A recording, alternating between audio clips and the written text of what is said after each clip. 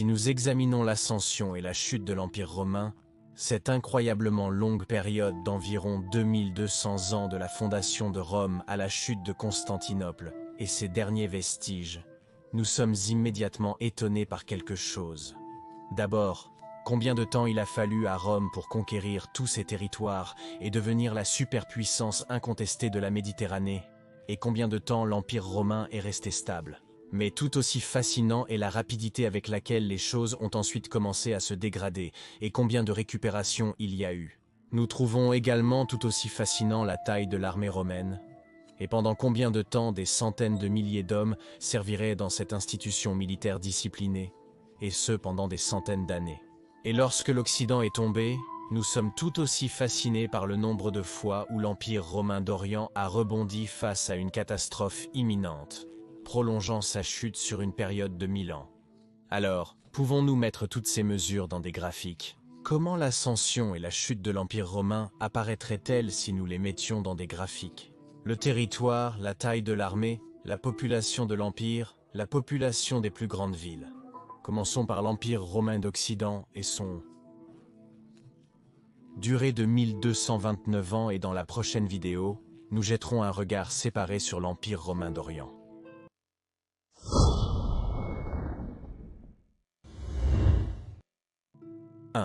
Superficie terrestre.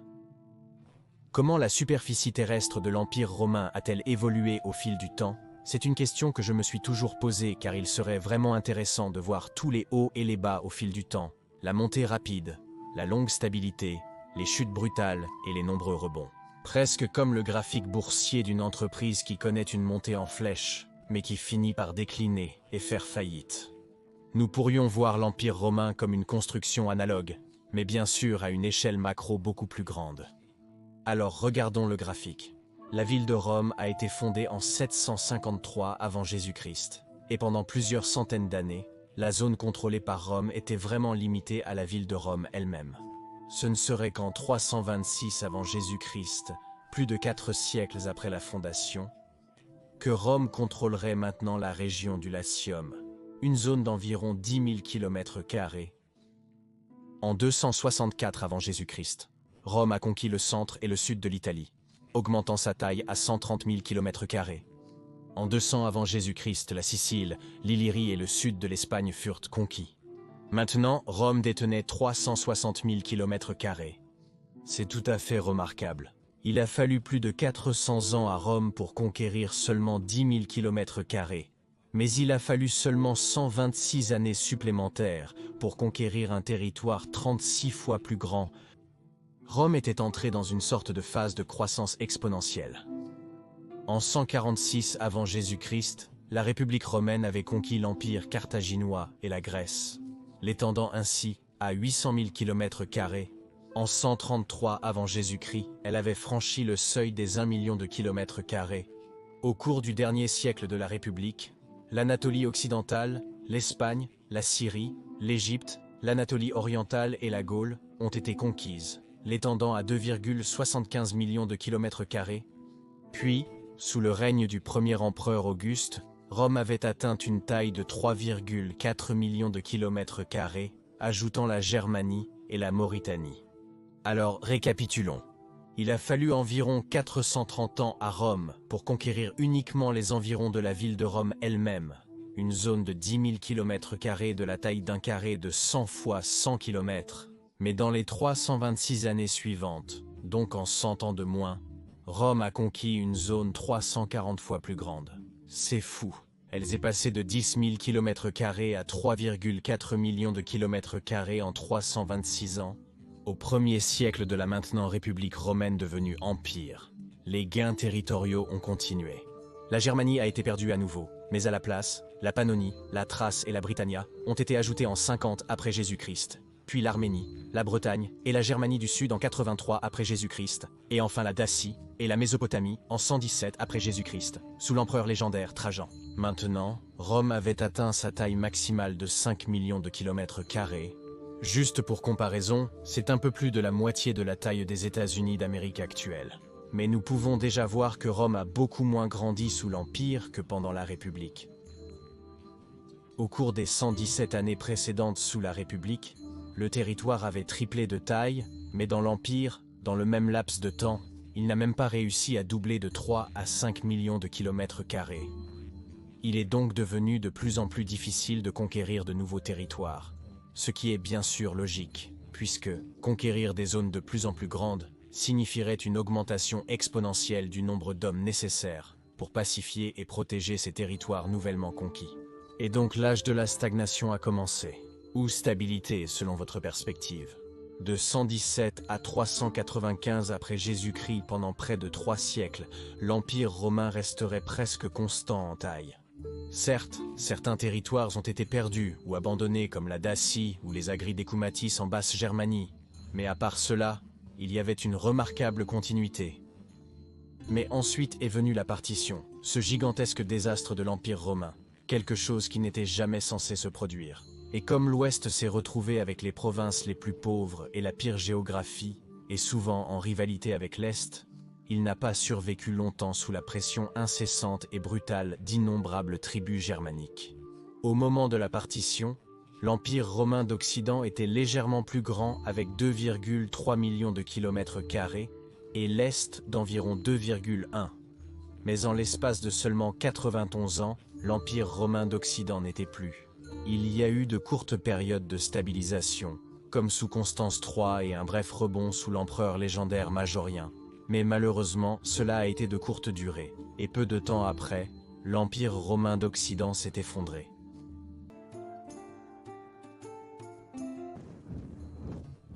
2. Taille de l'armée.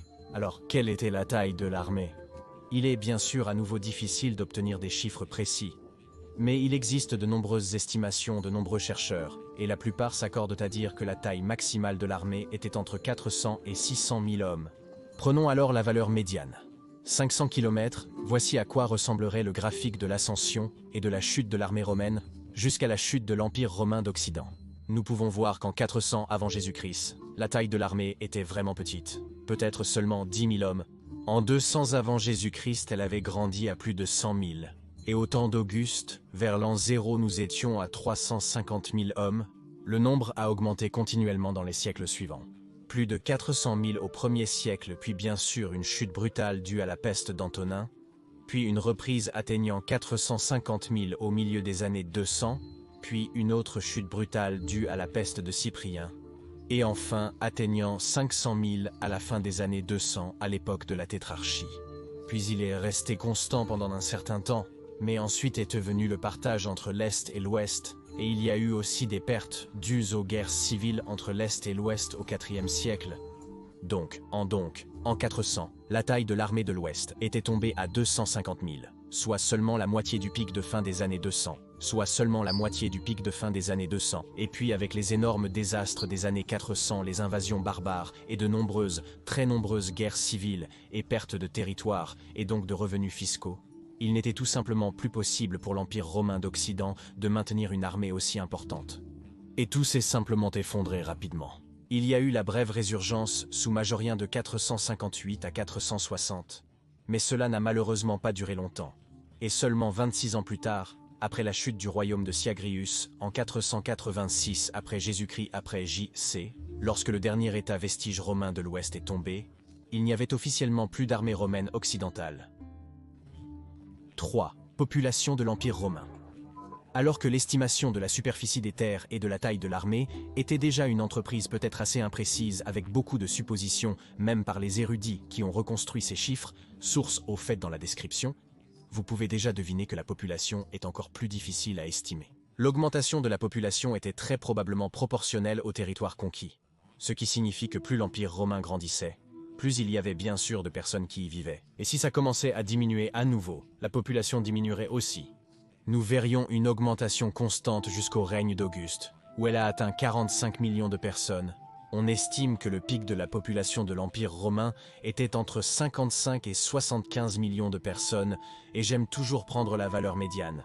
Donc 65 millions de personnes semble être un nombre raisonnable. Évidemment, après l'abandon de la Mésopotamie et la réduction de l'Empire romain, la population a aussi diminué. La première grande chute serait survenue dans les années 160 après Jésus-Christ, lorsque la peste antonine a peut-être tué 10% de la population de l'Empire. Et une deuxième grande chute est survenue dans les années 250 après Jésus-Christ, avec la peste de Cyprien et les guerres civiles dévastatrices. Puis la population de l'Empire a lentement récupéré, mais elle n'a jamais de nouveau atteint le pic de population de 65 millions. En 395, juste avant la division finale en une moitié orientale et une moitié occidentale, la population était probablement de 56 millions de personnes. L'Empire occidental avait 22 millions d'habitants et l'Est, 34 millions. Bien sûr, l'Ouest est tombé peu de temps après, et donc ce nombre a rapidement chuté à zéro. Mais cela ne signifie pas que tous les gens sont morts, seulement que personne ne vivait plus dans l'Empire romain parce qu'il avait cessé d'exister, et la population a bien sûr suivi la perte de territoire. Et donc en 486 après Jésus-Christ, avec la chute du royaume de Séagrius, personne ne vivait plus dans l'Empire romain occidental, puisqu'il n'existait officiellement plus en tant qu'État propre. Salut et bonjour chers amis de l'histoire romaine tardive, c'est moi Sébastien, le créateur et la personne derrière Majorianus. Je voulais juste prendre quelques secondes pour remercier chacun de ceux qui soutiennent Majorianus sous n'importe quelle forme. Je vous remercie vraiment beaucoup, et c'est vraiment réconfortant pour moi de voir combien de personnes sont tout aussi fascinées que moi par l'histoire romaine tardive. Merci beaucoup. Comme vous le savez, Majorianus est l'une des très rares chaînes sur YouTube, dédiée uniquement à l'histoire romaine tardive, et comme vous le savez aussi, c'est un sujet super niche, qui malheureusement ne reçoit très souvent pas beaucoup d'amour de l'algorithme de YouTube. Je voulais donc demander si vous pouviez soutenir Majorianus via une adhésion à YouTube en cliquant sur le bouton rejoindre sous la vidéo ou via une adhésion à Patreon, et vous pouvez trouver le lien vers Patreon dans la description de la vidéo ci-dessous. Votre soutien, et uniquement votre soutien, est ce qui rend Majorianus possible. Et j'ai vraiment besoin de votre soutien pour garder Majorianus une chaîne sur l'histoire romaine tardive, et ne pas courir après les vues et les revenus publicitaires de YouTube, et pour transformer Majorianus en une chaîne d'histoire générale. Nous ne voulons pas de ça.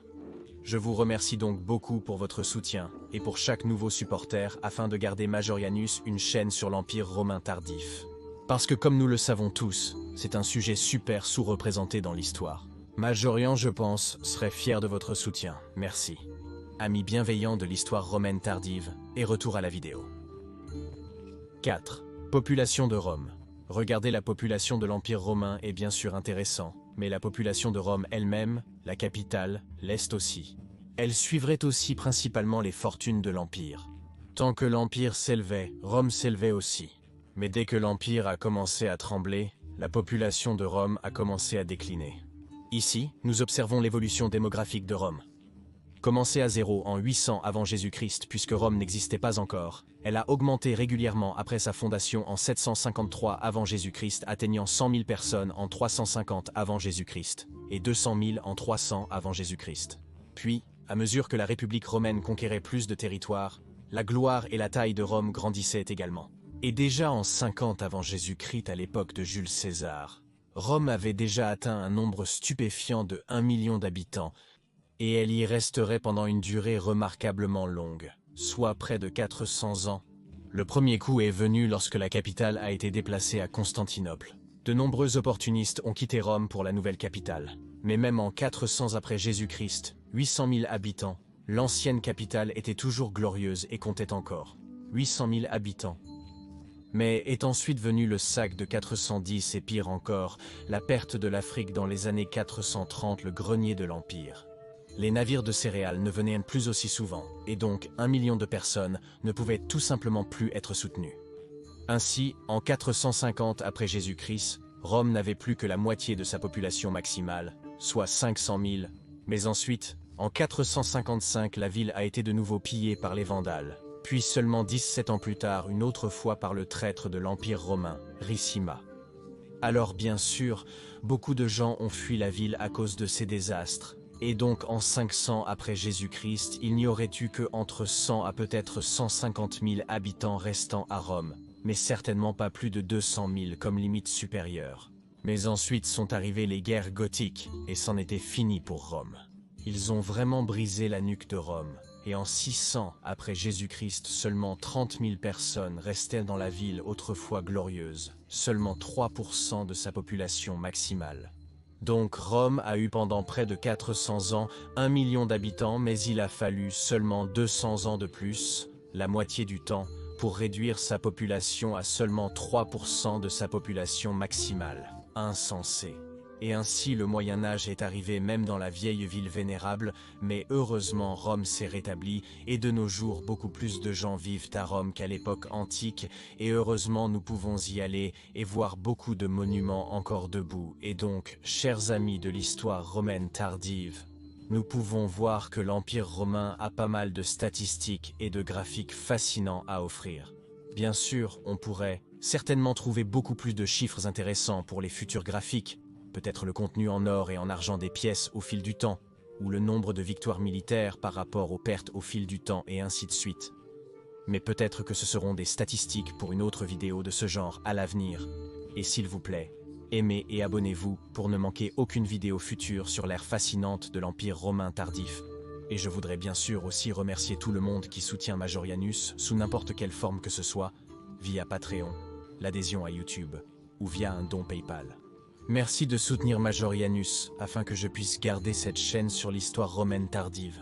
Pour en savoir plus sur Constantinople, regardez cette vidéo dans le coin supérieur droit. Mais si vous voulez en savoir plus sur la densité de population incroyable de l'ancienne Rome, vous pouvez regarder l'autre vidéo dans le coin inférieur droit. Je remercie encore tous les amateurs d'histoire romaine. Gracias Tibiago et bene valete.